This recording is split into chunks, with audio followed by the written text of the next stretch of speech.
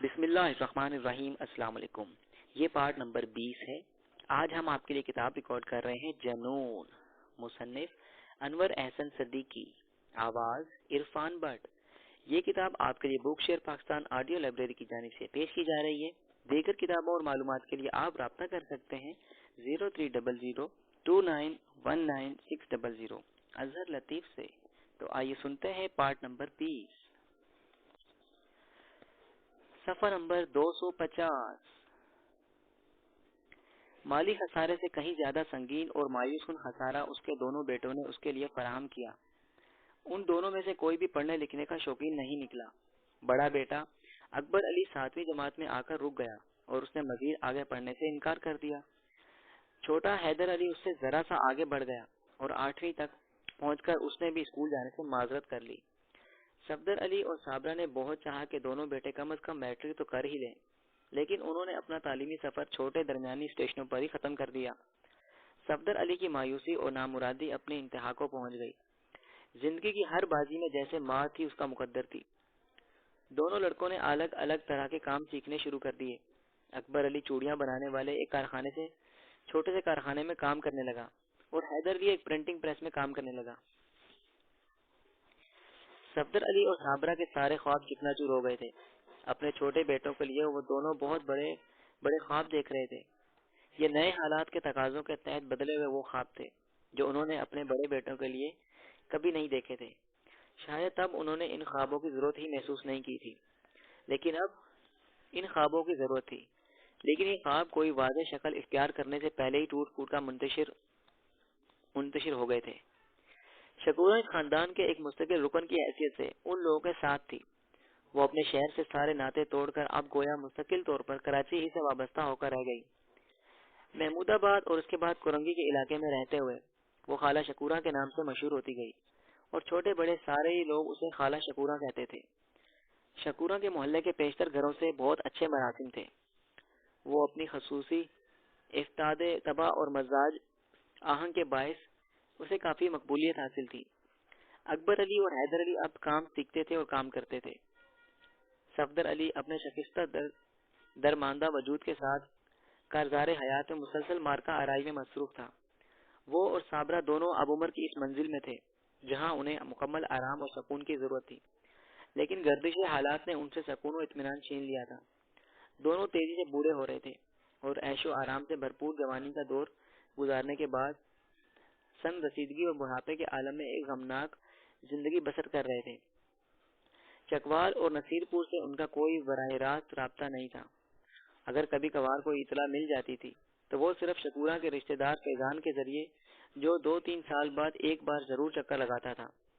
اسی کی زبانی معلوم ہوا کہ بشیر الدین اور اس کی بیوی حسنہ خوب ٹھاٹھ سے چکوال میں زندگی گزار رہے ہیں اور ان کا بیٹا خیر الدین گجرانوالہ میں اپنی بیوی دردانہ کے ساتھ رہ رہا ہے اور بڑی کامیابی کے ساتھ اپنا گیراج چلا رہا ہے۔ شکورہ ہی فیضان اور اس کے گھر والوں سے روابط رکھتی تھی اور ان کے پاس کبھی کبھار آتی جاتی رہتی تھی۔ اسی کے ذریعے کچھ خبریں ملتی رہتی تھی۔ گزرتے ہوئے وقت کے ساتھ سب کچھ تیزی کے ساتھ بدلتا گیا۔ اس میں صفدر علی اور صابرہ کے لیے خوشیوں کا کوئی خزانہ موجود نہیں تھا۔ ان دونوں کے روز و شب زندگی کے ساتھ کی گئی اس جبری مفاہمت کے تحت گزر رہے تھے جس کا بغیر کوئی چارہ نہیں تھا۔ دونوں بیٹوں کی جوانی صفدر علی اور صابرہ کی تیزی سے بڑھتی ہوئی کہن سالی کی علامت تھی۔ فی الحقیقت وہ دونوں بیٹے ان کے پوتوں اور نوازوں کی عمر کے تھے۔ اکبر علی نے کراچی میں ہی چوڑیاں بنانے کا ایک چھوٹا سا کارخانہ قائم کر لیا تھا، لیکن کچھ عرصے کے بعد وہ حیدرآباد منتقل ہو گیا جہاں چوڑیاں بنانے کے کاروبار کی ترقی کے زیادہ امکانات تھے اور کاریگر وغیرہ بھی بآسانی مل جاتے تھے۔ اس نے حیدرآباد میں ہی ایک لڑکی پسند کر لی اور اس کے ساتھ شادی کر لی۔ صفدر علی اور صابرہ کو اس بات کا بہت غم تھا کہ اکبر علی نے ان دونوں بڈھے بڑھیا کو اپنی زندگی سے نکال باہر کیا تھا۔ اکبر علی کی شادی کے کوئی سال بھر بعد صفدر علی کا انتقال ہو گیا۔ صابرہ ایک بار پھر بیوہ ہو گئی۔ صابرہ نے خود تو اپنی بیٹی دردانہ کو اس سلسلے میں اطلاع دینا ضروری نہیں سمجھا۔ نصیر پور سے آنے کے بعد اس کا اپنی بیٹی سے کوئی رابطہ نہیں تھا۔ دردانہ نے خود بھی کبھی ماں اور سوتیلے باپ اور بھائیوں سے ملنے کی کوشش نہیں کی تھی۔ اس نے اپنے لیے جو ایک الگ دنیا تعمیر کر لی تھی اس میں اس نے ان لوگوں کا داخلہ بند کر رکھا تھا تاہم شکورہ نے فیضان سے کہہ کر دردانہ کو گجرانوالہ ایک خط لکھوا دیا تھا جس میں اسے اس سانے کی اطلاع دی گئی تھی۔ دردانہ نے تو اس خط کا جواب دینا بھی ضروری نہیں سمجھا، البتہ اس کے شوہر خیر الدین نے ضرور اپنے ماموں کی موت پر اپنی بیوہ ممانی کی چند سطروں پر مشتمل ایک تعزیتی خط فیضان کے ذریعے بھیج دیا تھا، اور یوں یہ قصہ ختم ہو گیا۔ صفدر علی کے انتقال کے تقریباً 1 سال کے بعد حیدر علی کی بھی شادی ہو گئی۔ اس کی شادی اسی علاقے کے ایک گھرانے میں ہوئی تھی اور دونوں خاندانوں میں برسوں پرانا میل جول اور آنا جانا تھا۔ لڑکی کا نام زرینہ تھا۔ زرینہ کا خاندان کورنگی میں ہی ایک عرصے سے رہ رہا تھا۔ صفدر علی کا خاندان چونکہ ایک طویل زمانے سے کورنگی میں رہ رہا تھا اور اس کے دونوں بیٹے کورنگی کی گلیوں میں ہی کھیل کود کر جوان ہوئے تھے، اس لیے شادی کے سلسلے میں کسی نے بھی اس خاندان کے متعلق کسی تفتیش اور چھان بین کی ضرورت محسوس نہیں کی۔ لڑکے کماؤ پوت تھے، بس یہ کافی تھا۔ حیدر علی کی شادی کے چند ماہ کے بعد ہی ایک روز فیضان نے شکورہ کو پیشکش کی کہ وہ کچھ عرصے کے لیے چکوال چلی جائے۔ چکوال میں فیضان کی ایک عزیزہ جو حاملہ تھی وہ اکیلی تھی، کسی ایسی عورت کی کچھ عرصے کے لیے ضرورت تھی جو اس کے گھر کی دیکھ بھال کر سکے۔ فیضان نے شکورہ سے کہا کہ صرف تھوڑے عرصے کی بات ہے اور زندگی کے کچھ دنوں کے بعد وہ واپس کراچی آ سکتی ہے۔ شکورہ جب سے کراچی آئی تھی ایک دن کے لیے بھی اپنے شہر واپس نہیں گئی تھی، حالانکہ اس کا دل تو بہت تڑپتا تھا کہ وہ کچھ دن کے لیے چکوال چلی جائے، لیکن صفدر علی اور اس کے خاندان کے ساتھ اس کی وابستگی اس قدر گہری تھی اور اس نے ان سب لوگوں کو اپنی زندگی میں اس قدر زیادہ شامل کر لیا تھا کہ وہ تھوڑے دنوں کے لیے بھی ان سے الگ نہیں رہی تھی، بس سوچتی ہی رہ گئی تھی اور وقت گزرتا چلا گیا۔ اب جو فیضان کی طرف سے اس کو پیشکش ہوئی تو کیفیت طاری ہو گئی اور اسے لگا کہ اب وہ چکوال جائے بغیر زندہ ہی نہیں رہے گی۔ ویسے بھی صابرہ کے پاس اب اس کی بہو زرینہ موجود تھی جو اپنی بوڑھی ساس کا کافی خیال رکھتی تھی۔ شکورہ نے چکوال جانے پر فوری آمادگی ظاہر کر دی اور صابرہ کو یقین دلایا کہ وہ چند ماہ کے بعد واپس آئے گی۔ صابرہ رونے لگی۔ خالہ شکورہ، چکوال جاؤ گی تو وہاں لوگوں سے پوچھنا، شاید میرا فرید کبھی واپس آیا ہو، شاید اس نے کبھی مجھے تلاش کرنے کی کوشش کی ہو۔ صابرہ ویسے تو اکثر اپنے گمشدہ بیٹے کے بارے میں سوچا کرتی تھی، لیکن صفدر علی کی موت کے بعد سے وہ اس کے بارے میں کچھ زیادہ ہی سوچتی تھی۔ اکبر علی اور حیدر علی کی بیویوں کو اپنے سسرال کے پیچیدہ خاندانی پس منظر کے بارے میں کچھ معلوم نہیں تھا۔ خود ان کے شوہروں کو بھی ان تمام واقعات کی تفصیلات کا علم نہیں تھا۔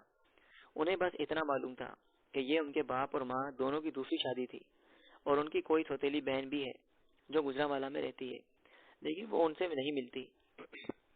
زندگی کی بے تحاشا بھاگ دوڑ اور تیز رفتار گزر ان وقت کے تلاطم میں کسی کو اس کی فرصت نہیں تھی کہ گڑے مردے اکھیڑے، اور نہ ہی کسی کو اس بات سے کوئی دلچسپی تھی۔ اکبر علی اور حیدر علی کو چکوال میں مدفون اپنے ماضی سے کچھ لینا دینا نہیں تھا۔ ان کے لیے تو زندگی صرف وہی تھی جس کا آغاز انہوں نے کراچی سے کیا تھا۔ شکورہ کو گئے ہوئے چند ماہ کا عرصہ گزرا تھا کہ صابرہ اچانک سخت بیمار ہو گئی۔ کوئی خاص بیماری نہیں تھی، صرف ضعیف العمری کے متعدد عوارض تھے جنہوں نے یکجا ہو کر اسے بستر سے لگا دیا، اور وہ اپنے ناتواں جسم کے ساتھ یہ جنگ زیادہ دنوں تک نہیں لڑ سکی۔ حیدر علی کی شادی کے چند سال بعد اس کا انتقال ہو گیا۔ شکورہ اس وقت نصیر پور میں تھی۔ فیضان نے اس کو مطلع کروا دیا۔ شکورہ کے لیے یہ ایک بہت بڑا صدمہ تھا۔ اس نے اپنی زندگی کا سب سے طویل عرصہ صابرہ کے ساتھ گزارا تھا۔ وہ صابرہ کی زندگی کے تمام اسرار و رموز سے واقف تھی اور وہ دونوں ہی ایک دوسرے کی زندگی میں پوری طرح سے شریک تھی۔ صفدر علی اور صابرہ کے دونوں بیٹے شکورہ کی گود میں کھلائے ہوئے تھے اور اس کی آنکھوں کے سامنے پل کر جوان ہوئے تھے۔ شکورہ کے لیے تو وقت یکساں تھا، نہ برا تھا نہ بھلا تھا، بس ایک ہی رفتار تھی اور ایک ہی انداز تھا جس کے ساتھ زندگی گزرتی چلی جا رہی تھی۔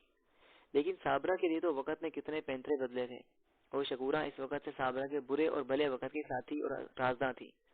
جب سے صابرہ بیاہ کر صفدر علی کے گھر آئی تھی تب سے کتنے برس گزر گئے تھے، اور ان برسوں میں صابرہ نے دکھوں کے کیسے کیسے عذاب جھیلے تھے۔ ان سارے عذابوں کے دوران شکورہ قدم بقدم اس کے ساتھ رہی تھی۔ زندگی کا کتنا لمبا سفر تھا جو شکورہ نے صابرہ کے ساتھ طے کیا تھا، اور اب صابرہ کی اچانک موت کی اطلاع نے شکورہ کے وجود کو شکست و ریخت کا شکار بنا دیا۔ اسے صابرہ کی موت کی اطلاع تقریباً 1 مہینے کے بعد مل سکی تھی۔ بہت سوچنے کے بعد شکورہ نے یہ طے کیا کہ وہ فی الحال کراچی نہیں جائے گی۔ پہلے تو اس کا پکا ارادہ یہ تھا کہ نصیر پور میں فیضان کے رشتہ دار خاتون کے ہاں زندگی کے کچھ عرصے کے بعد وہ واپس کراچی لوٹ جائے۔ وہ صابرہ سے بھی وعدہ کر کے آئی تھی، لیکن اب تو صابرہ ہی نہیں رہی تھی۔ کراچی میں اس گھر میں اب صرف حیدر علی اور اس کی بیوی زرینہ تھے۔ زرینہ کے ساتھ شکورہ کی صرف چند ماہ کی جان پہچان تھی، اور شکورہ کو بخوبی احساس تھا کہ وہ زرینہ کی ضرورت نہیں ہے۔ زرینہ کے اپنے لوگ موجود تھے۔ رہ گیا حیدر علی، جو شکورہ کے لیے بیٹوں کی طرح تھا، تو اس کا کام بھی شکورہ کا بغیر آسانی چل سکتا تھا، اور چل رہا تھا۔ ان حالات میں شکورہ نے یہ فیصلہ کیا کہ وہ فی الحال کراچی نہیں جائے گی، کیونکہ نصیر پور اور چکوال میں اس کی مانگ بہت زیادہ تھی۔ آئے دن کسی نہ کسی گھر سے اسے بلاوا آتا رہتا تھا کہ وہ آ کر ساتھ رہے اور گھر کے امور میں ہاتھ بٹائے۔ کئی گھرانے تو اس کو کھانے، کپڑے اور رہائش کے ساتھ ساتھ ماہانہ رقم بھی فراہم کرنے کے لیے تیار تھے۔ چنانچہ شکورہ وہاں رک گئی، اور آنے والے برسوں کے دوران وہ نصیر پور سے چکوال اور چکوال سے نصیر پور کے درمیان گھومتی رہی۔ اس دوران کئی بار اس کا جی چاہا کہ وہ کراچی چلی جائے، کچھ دنوں کے لیے ہی صحیح، لیکن چکوال اور نصیر پور کے ضرورت مندوں نے اس کو اس کا موقع ہی نہیں دیا۔ وہ اپنی محبتی خواہش کے باوجود کراچی نہ جا سکی۔ صابرہ کے انتقال کی خبر شکورہ کو 1 ماہ بعد ملی تھی۔ اس کے بعد شکورہ نے اس کی بیٹی دردانہ کو گجرانوالہ میں ایک خط کے ذریعے اس کی ماں کی موت کی خبر دی، اور ساتھ ہی اپنا موجودہ پتہ بھی لکھوا دیا کہ اگر دردانہ چاہے تو اس پتے پر خط لکھ دے۔ کچھ دنوں کے بعد اسے دردانہ کا جواب موصول ہو گیا تھا۔ دردانہ نے اس کا شکریہ ادا کیا تھا کہ اس نے اس کو اس کی ماں کی موت کی اطلاع دے دی، تاہم اس نے ایسا کچھ نہیں لکھا تھا کہ وہ کبھی کراچی جا کر اپنے سوتیلے بھائیوں سے ملاقات کرنا چاہتی ہے۔ شکورہ پھر کراچی نہیں گئی، وہ چکوال اور نصیر پور میں ہی رہی۔ کتنے برس گزر گئے۔ صابرہ تو اب زندہ نہیں تھی، پھر بھی شکورہ نے چکوال میں اکثر لوگوں سے فرید کے بارے میں دریافت کیا، لیکن بیشتر لوگ تو اب اس نام سے بھی واقف نہیں تھے۔ یہ تو بہت پرانی ایک بھولی بسری داستان تھی۔ فرید کا کچھ پتہ نہیں چلا، اور اس سے فرق بھی کیا پڑتا تھا؟ اگر فرید کا کوئی پتہ چل بھی جاتا تو شکورہ کس کو اس کے بارے میں بتاتی؟ دردانہ نے تو اپنی سگی ماں تک کو چھوڑ دیا تھا۔ بچپن میں گم ہو جانے والے ناپسندیدہ بھائی سے اسے کیا دلچسپی ہو سکتی تھی؟ فرید جب اپنے باپ کی تازہ تازہ قبر پر بہت دیر تک آنسو بہا چکا تو تھکے تھکے قدموں سے قبرستان باہر نکل آیا۔ باپ کی قبر کی مٹی کی نم آلود اور درد انگیز مہک اس کے دماغ میں بسی ہوئی تھی۔ وہ باپ کی قبر کی مٹی کی اس خوشبو کو اپنے وجود میں بسا کر لے جا رہا تھا۔ اس کے پاس یہاں سے لے جانے کے لیے کچھ نہیں تھا۔ باپ کی کوئی اور یادگار اس کے پاس نہیں تھی۔ وہ گھر کو ہمیشہ کے لیے چھوڑ کر جا رہا تھا۔ اس نے وہاں سے کچھ نہیں لیا تھا۔ اس کے جسم پر جو کپڑے تھے وہ انہی کے ساتھ گھر سے نکل کر کھڑا ہوا تھا۔ وہ اپنی ماں، بہن اور قاتل کے چہروں کے سے صرف خوفزدہ ہی نہیں تھا، وہ ان سے شدید طور پر متنفر بھی تھا۔ وہ اب دوبارہ اس گھر میں قدم نہیں رکھنا چاہتا تھا۔ وہ بغیر سوچے سمجھے منہ اٹھا کر ایک طرف چل دیا۔ وہ جلد از جلد اس علاقے سے باہر نکل جانا چاہتا تھا۔ اسے خوف تھا اپنی ماں اور بہن کی طرف سے، صفدر علی کے آدمیوں کی طرف سے، کہ وہ لوگ ضرور اس کو پکڑنے کی کوشش کریں گے۔ چلتے چلتے ساپہر ہو گئی۔ سیدھی سڑک پر چلتے ہوئے وہ ٹرکوں اور بسوں کے ایک اڈے پر پہنچ گیا۔ بھوک اور پیاس کے مارے اس کا برا حال ہو رہا تھا۔ یہاں اڈے پر کئی ہوٹل تھے اور خاصی چہل پہل تھی۔ کئی ٹرک بھی کھڑے ہوئے تھے۔ فرید نے سب سے پہلے تو المونیم کا پانی سے بھرا ہوا ایک جگ اٹھا کر کئی گلاس پانی پیا، اور پھر ہوٹل سے اٹھنے والی کھانوں کی بےتاب کر دینے والی خوشبو سے مغلوب ہو کر ہوٹل کے کاؤنٹر پر بیٹھے ہوئے آدمی کے پاس پہنچ گیا۔ مجھے ایک وقت کا کھانا دے دو، اس نے کاؤنٹر والے آدمی سے کہا۔ اس کے بدلے تم جو کام کہو گے میں کر دوں گا۔ اس کی بات قریبی چارپائی پر بیٹھے ہوئے آدمیوں نے بھی سن لی۔ وہ 2 تھے اور کھانا کھا رہے تھے۔ ان میں سے ایک نے اسے اشارے سے اپنی طرف بلایا۔ گھر سے بھاگ کر آئے ہو یا نکالے گئے ہو؟ اس نے 2 ٹوک انداز میں پوچھا۔ میں گھر واپس نہیں جانا چاہتا، فرید نے گول مگول جواب دیا۔ میرا باپ زندہ نہیں ہے اور میں اپنی ماں کے ساتھ نہیں رہنا چاہتا۔ چلو کوئی بات نہیں، اس شخص نے کہا، تم ہمارے ساتھ رہو۔ ہم لوگ ٹرک ڈرائیور ہیں، دنیا بھر میں گھومتے پھرتے ہیں، تم بھی ہمارے ساتھ رہنا، تم کو ٹرک چلانا سکھا دیں گے۔ آؤ کھانا کھاؤ۔ بھوک سے بلبلاتا ہوا فرید فوراً ہی کھانے پر ٹوٹ پڑا۔ وہ دونوں آدمی ایک دوسرے کی طرف دیکھ کر مسکرائے اور کاؤنٹر پر بیٹھا ہوا شخص ان دونوں کی طرف دیکھ کر مسکرایا۔ دونوں ٹرک ڈرائیوروں میں سے ایک کا نام عظمت اور دوسرے کا نام توصیف تھا۔ فرید نے ان کے ساتھ رہنا اور ٹرک میں سفر کرنا شروع کر دیا۔ اسے سب سے بڑا اطمینان اس بات کا تھا کہ ان دونوں نے اس کے بارے میں زیادہ چھان بھی نہیں کی تھی۔ فرید کسی سے بھی اپنے بارے میں بات نہیں کرنا چاہتا تھا۔ لیکن ان ڈرائیوروں کے ساتھ فرید کا قیام 10-12 دن سے زیادہ نہ رہ سکا۔ اس رات وہ لوگ ایک گاؤں میں عظمت کے کسی جاننے والے کے گھر میں ٹھہرے ہوئے تھے۔ اچانک سوتے ہی فرید کی آنکھ کھل گئی۔ اس نے مدھم روشنی میں عظمت کو اپنے اوپر جھکا ہوا پایا۔ عظمت کے منہ سے عجیب قسم کی بو آ رہی تھی۔ فرید کی چھٹی اس نے اسے ایک نامعلوم خطرے سے آگاہ کر دیا۔ اس نے عظمت کو ایک طرف دھکیل دیا۔ غصے اور نفرت کی فراوانی نے اس کے چھوٹے سے جسم میں بلا کی قوت پیدا کر دی تھی۔ جب تک شراب کے نشے میں مدہوش عظمت دوبارہ سنبھل سکے، فرید وہاں سے بھاگ کھڑا ہوا اور گھر سے نکل کر اندھیرے میں گم ہو گیا۔ اس کے رگوں بے میں ایک آگ لگی ہوئی تھی اور اسے دنیا کی ہر چیز سے نفرت محسوس ہو رہی تھی۔ اسے یوں لگ رہا تھا جیسے دنیا کا ہر شخص صرف اس پر ظلم کرنے کے لیے پیدا ہوا ہے۔ ٹرک والوں کے ساتھ رہنے کے دوران ایک روز اس نے ان لوگوں کے کسی شخص سے فیصلہ آباد کے بارے میں باتیں کرتے سنا تھا، جو ایک ایسا شہر تھا جہاں بہت سے کارخانے اور مشینیں لگی ہوئی تھی اور لوگوں کو کام مل جاتا تھا۔ فرید کے دل میں خواہش پیدا ہوئی کہ وہ کسی طرح فیصلہ آباد چلا جائے۔ اس کے پاس کچھ رقم موجود تھی جو اسے ٹرک والوں نے دی تھی۔ رات بھر بھاگتے رہنے کے بعد وہ کسی نامعلوم جگہ پہنچ گیا۔ یہاں سے اسے فیصل آباد کے لیے بس مل گئی۔ کرائے کی رقم اس کے پاس تھی۔ وہ فیصل آباد روانہ ہو گیا۔ سارے راستے وہ خوف سے لرزتا رہا کہیں ٹرک والے اسے ڈھونڈتے ہوئے یہاں نہ آ جائیں۔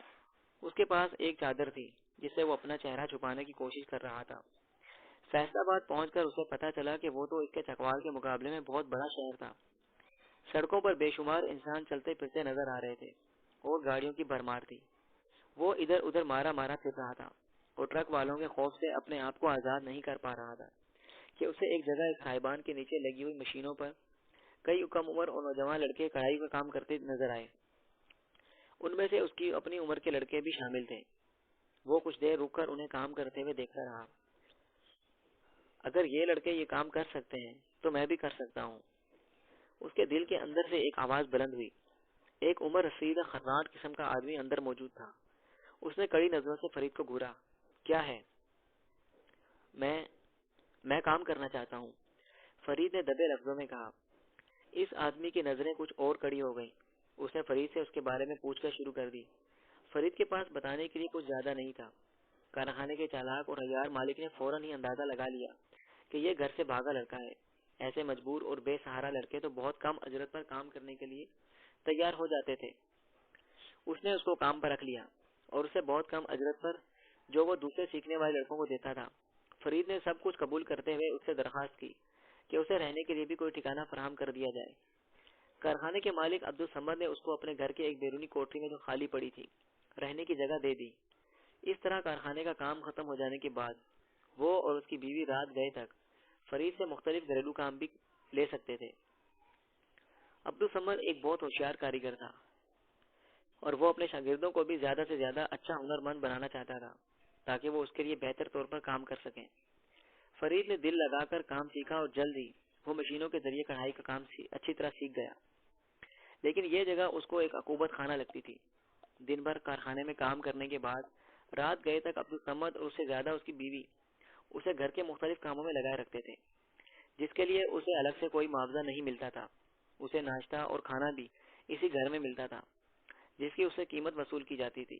نتیجہ یہ تھا کہ جو وہ کماتا تھا وہ تقریباً سب کا سب یہیں برابر ہو جاتا تھا اور وہ بہت تھوڑے سے پیسے بچا پاتا تھا۔ ساتھ کام کرنے والے لڑکوں میں سے کسی سے بھی اس کی دوستی نہیں تھی۔ وہ خود کو سب سے الگ تھلگ رکھتا تھا اور کسی کو بھی اپنے بارے میں کچھ نہیں بتاتا تھا، سوائے اس کے کہ اس کا باپ مر چکا ہے اور وہ اپنی ماں کے ساتھ نہیں رہنا چاہتا۔ وہ اپنے تمام درد محرومی اور خوف کو اپنے اندر سمیٹے ہوئے اپنی ذات کو خول میں بند ہو کر رہ گیا تھا۔ جیسے جیسے اس کا شعور زیادہ پختہ ہوتا چلا گیا، ویسے ویسے یہ جان لیوا احساس اس کے دل میں زیادہ شدید ہوتا چلا گیا کہ اس کے ساتھ جو کچھ بھی ہوا وہ صرف حد درجہ اذیت ناک ہی نہیں بلکہ ناقابل برداشت طور پر شرمناک بھی ہے، اور اس شرمناک داستان کو وہ کبھی بھی اپنی زبان پر نہیں لانا چاہتا تھا، بلکہ اس سارے کرب کو اپنے سینے کے اندر سمیٹے ہوئے گھٹ گھٹ کر جی رہا تھا۔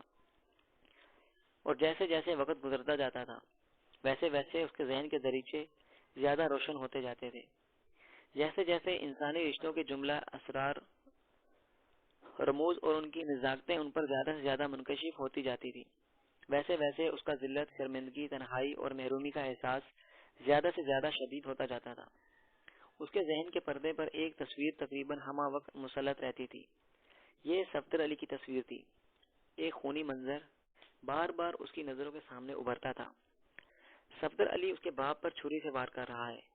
وہ اپنے باپ کی مدد کے لیے دوڑتا ہے، لیکن اس کی ماں اور بہن اس کو سختی کے ساتھ پکڑ لیتی ہیں اور آگے بڑھنے سے روک دیتی ہیں، اور صفدر علی چھری کے پہم وار کرتا جا رہا ہے، اور پھر دیکھتے ہی دیکھتے اس منظر کی ہر تفصیل اس کی نظروں کے سامنے سے غائب ہو جاتی ہے، اور صرف ایک چہرہ باقی رہ جاتا ہے جو پھیل کر بڑا ہو جاتا اور پورے منظر پر حاوی ہو جاتا ہے۔ یہ صفدر علی کا چہرہ تھا، ایک قابل نفرت چہرہ۔ اس چہرے کو مردہ حالت میں اپنے جوتوں سے مسلنے کی خواہش اس کی زندگی کی سب سے بڑی توانا اور بھرپور خواہش تھی۔ اسی سلگتی ہوئی خواہش اور شرمندگی کے اندھے بوجھ کے تلے دبا ہوا، اپنی داستان حیات کے خون چکا اور راز کو دنیا کی نظروں سے چھپائے ہوئے وہ زندگی کے تنہا جنگل میں بھٹک رہا تھا۔ 2 سال تک وہ عبدالصمد کے کارخانے پر کام کرتا رہا، لیکن پھر اس کا پیمانہ صبر لبریز ہو گیا اور اس کی قوت برداشت جواب دے گئی۔ وہ اب یہاں مزید نہیں رہ سکتا تھا۔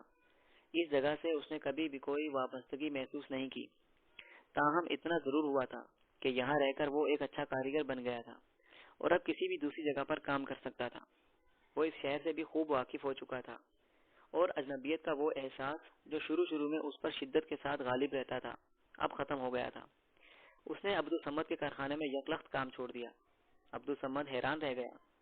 وہ اس کارآمد ملازم سے محروم نہیں ہونا چاہتا تھا۔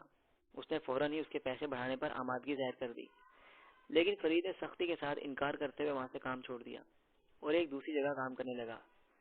یہاں اس نے تقریباً 2.5 سال تک کام کیا، پھر وہ کارخانہ بند ہو گیا اور وہ ایک تیسری جگہ ملازم ہو گیا۔ اس کو اب زیادہ پیسے مل رہے تھے۔ یہاں سے کچھ دور واقع مویشیوں کے ایک باڑے میں ایک کوٹری میں اسے رہنے کی جگہ مل گئی۔ یہاں وہ تھوڑا بہت کھانا بھی پکا لیتا تھا اور ایک وقت کا کھانا ہوٹل سے کھا لیتا تھا۔ نئے کارخانے میں بھی اس کی کسی سے دوستی نہیں تھی۔ لوگوں کے ساتھ اس کے تعلقات قطعی طور پر مشینی نوعیت کے تھے۔ ان میں سے کسی بھی نوعیت کی دلی اور جذباتی وابستگی شامل نہیں تھی۔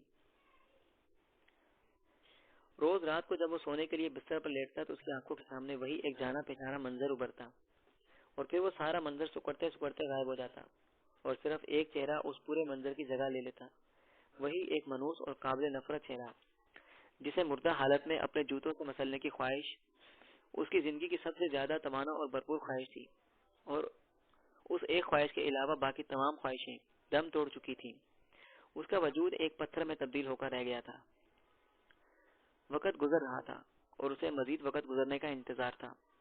وہ اپنے پتھر وجود کی ساری توانائیوں کو آنے والے وقت کے لیے مجتمع کر رہا تھا۔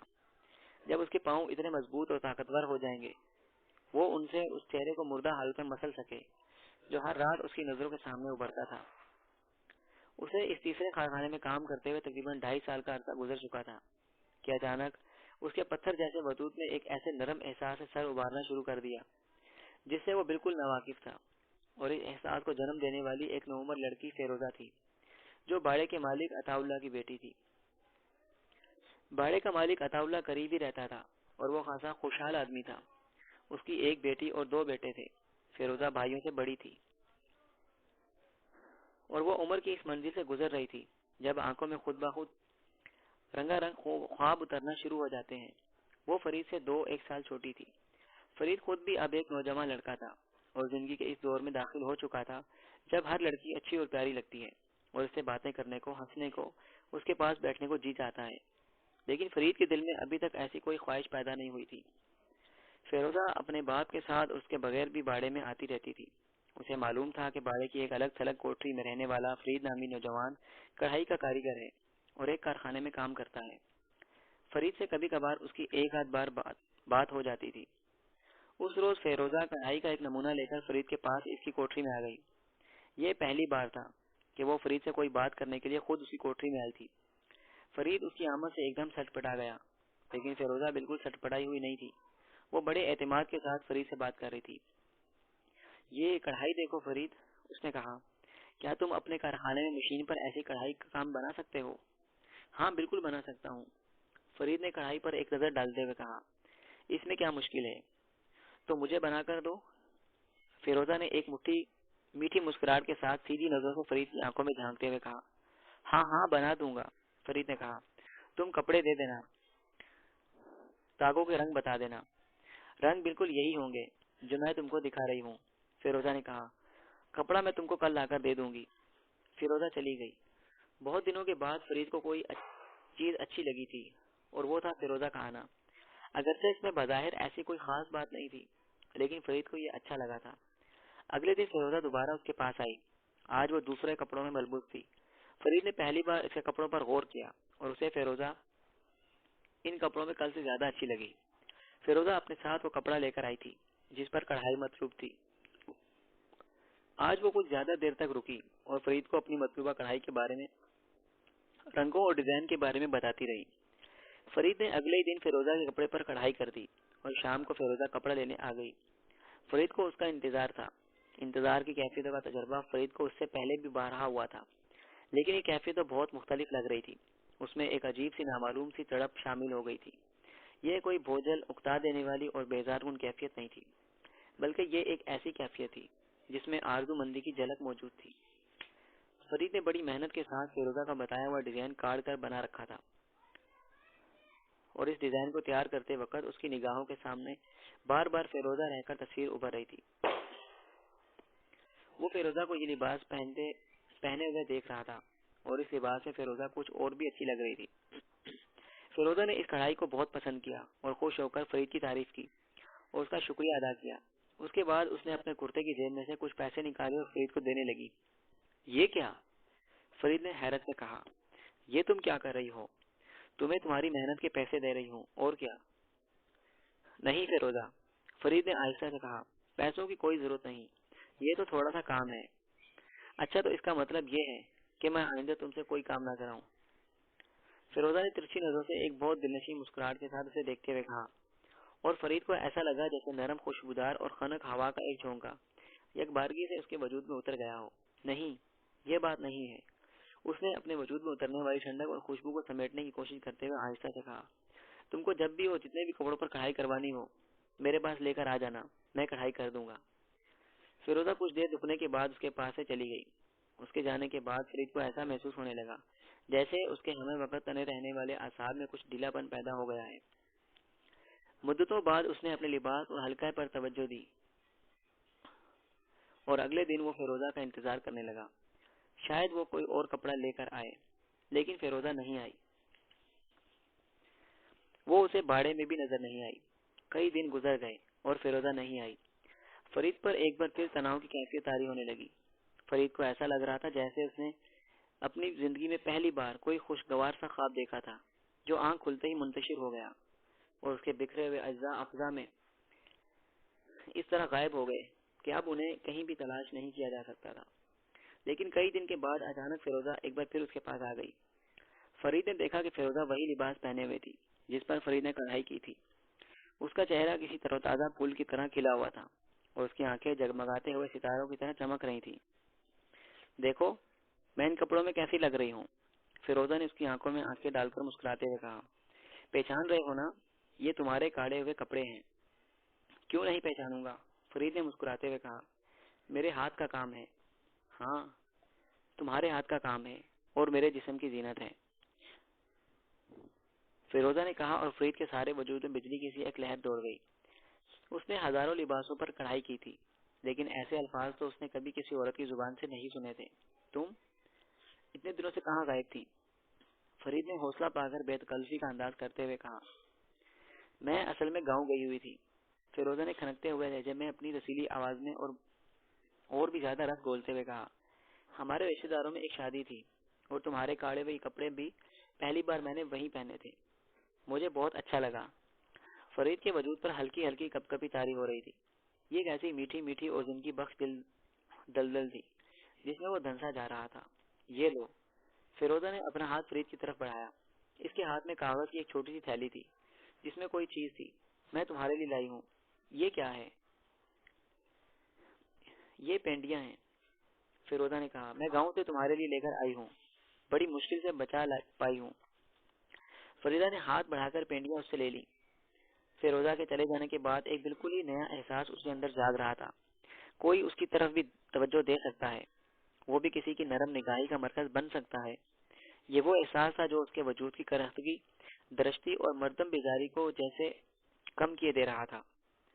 اگلے روز اس نے کارخانے میں اپنے کئی ساتھیوں سے بے تکلفی کے ساتھ ہنس ہنس کر باتیں کی، جس پر انہیں بہت خاصا تعجب بھی ہوا، کیونکہ یہ ایک غیر معمولی بات تھی۔ آنے والے دنوں کے دوران فرید اور فیروزہ کی دوستی کافی تیزی سے بڑھ کر پسندیدگی اور محبت میں تبدیل ہو گئی۔ پیش قدمی تو فیروزہ کی طرف سے ہی ہوئی تھی، اور فرید نے اس کے بڑھتے ہوئے قدموں کو اپنے سر آنکھوں پر رکھ لیا تھا۔ فرید کو پہلی بار اس حقیقت کا تجربہ ہو رہا تھا کہ زندگی میں سب کچھ برا اور بدصورت ہی نہیں ہے، بلکہ کچھ خوبصورت بھی ہو سکتا ہے۔ تاہم رات کو ذہن کے پردے پر ابھرنے والا وہ خوفناک منظر، جس کا اختتام ایک قابل نفرت چہرے کی شکل میں ہوتا تھا، اب بھی اس کے افکار پریشان کا حصہ بنا ہوا تھا۔ لیکن اب یہی سب کچھ نہیں تھا۔ اس چہرے کو مردہ حالت میں پیروں سے مسلنے کے ساتھ ساتھ کسی دوسرے چہرے کو پیار کر لینے کی، اسے اپنا بنا کر دل میں بٹھا لینے کی ایک مہکتی ہوئی آرزو بھی اس کے بے فکری اور دھارے میں شامل ہو گئی تھی۔ پارٹ نمبر 20 یہاں اختتام پذیر ہوا۔ بقیہ حصہ صفحہ نمبر 264 سے سماعت فرمائی۔